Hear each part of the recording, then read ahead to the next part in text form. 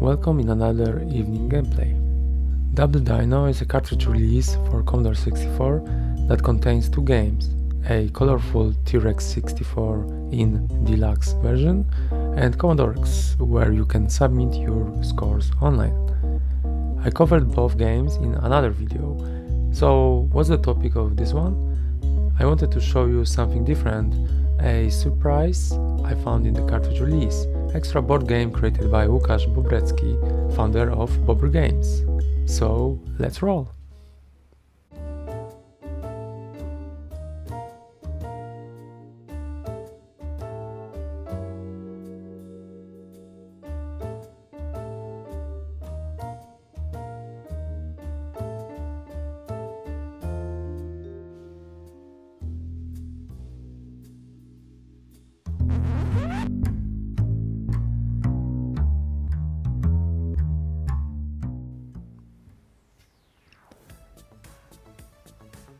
What we have here is the board game, so I will let the Commodore 64 rest and just show you the rules of this board game.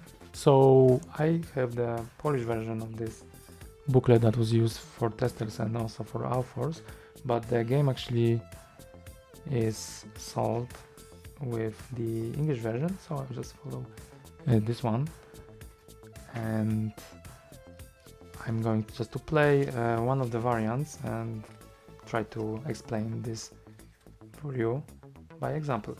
There are three versions of the game. You can play solo if you don't have anyone else around, or you can play with the mode for 2 players or 3 players, which is called Triumvirate. And actually I will show you the option to play for 2 players, which I found quite interesting. So what we have is a 6 double-sided boards. Okay, we have pawns. This is for player number 1 and number 2 in this case, and there are some pteranodons. Okay, and of course we have a dice.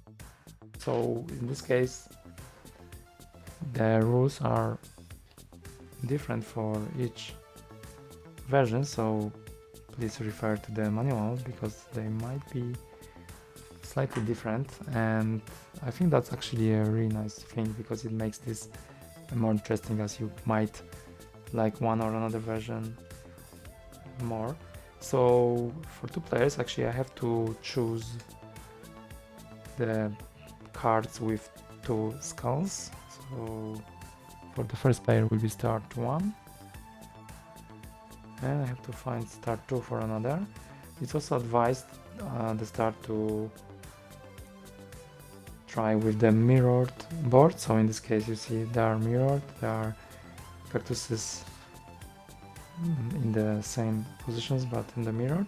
And for the B side also you have to find one on the B, because this one are for A side with 2 skulls. So I will just use this one, and as it contains the pteranodon I will just put one over here.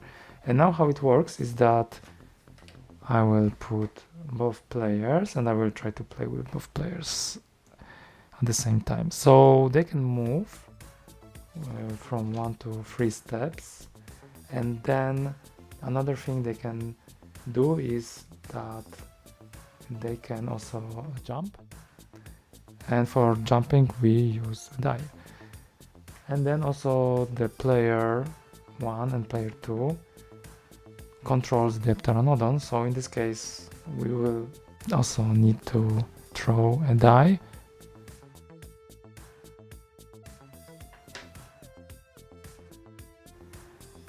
And do something which a computer normally would do for us, so that's actually quite interesting when I think about it.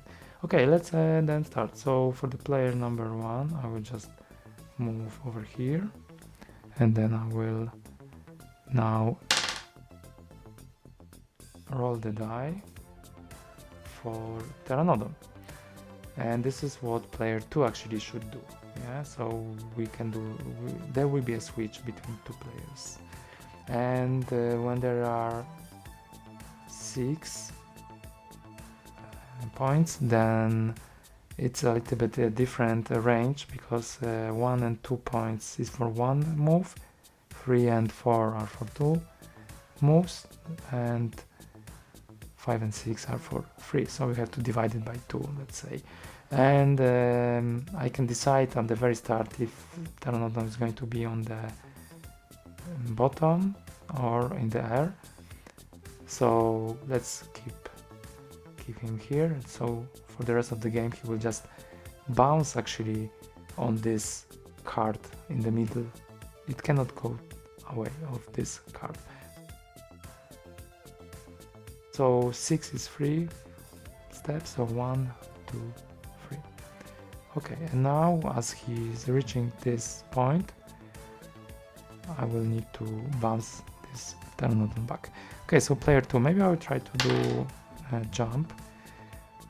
I don't know if I have to do a jump, or I don't know if this is clear actually. If I have to jump or not.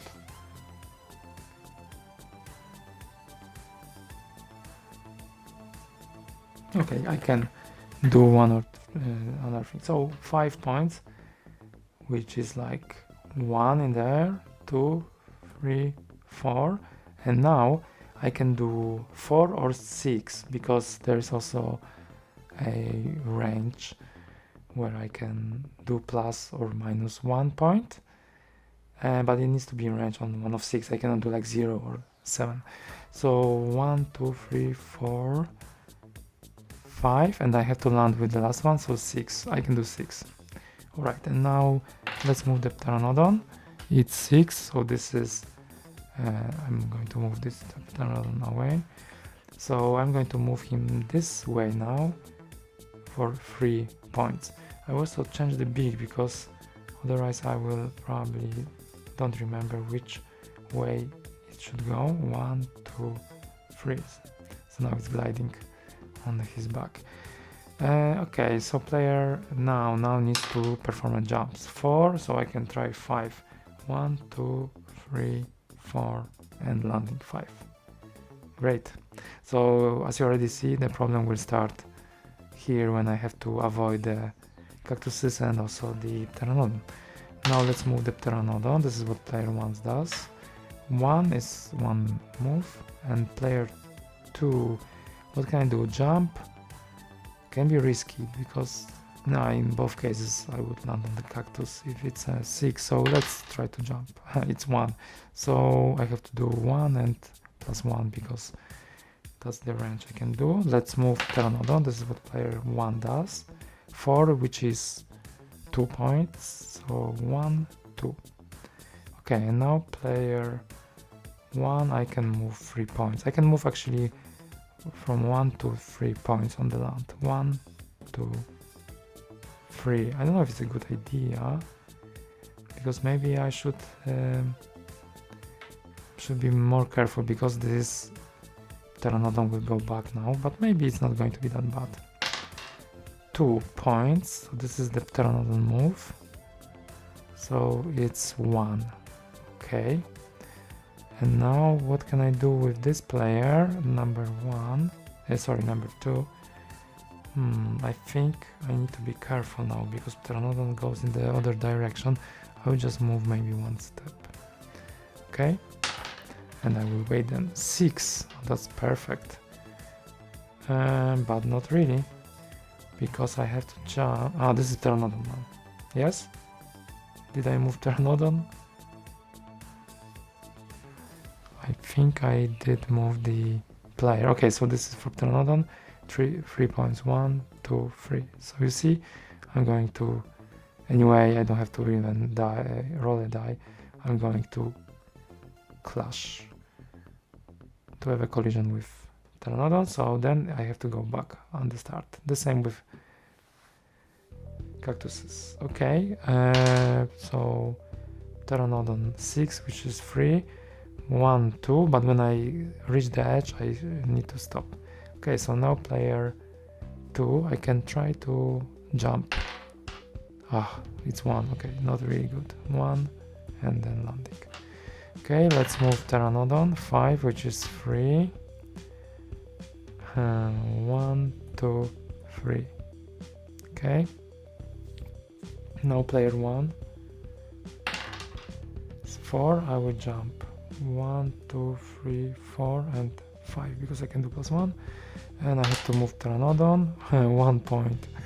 So it's here, and then this player also will clash for sure. So back to the start. Now Pteranodon 3, which is 2, 1, 2. And now player 1. I will just probably 1, 2, 3. I will do 4 maybe. Yeah, let's risk. Now Pteranodon move 4, which is 2. 1, 2. So I'm already in the bad position. Player number 1. Let's try to jump 1, which will be 1 + 1, 2.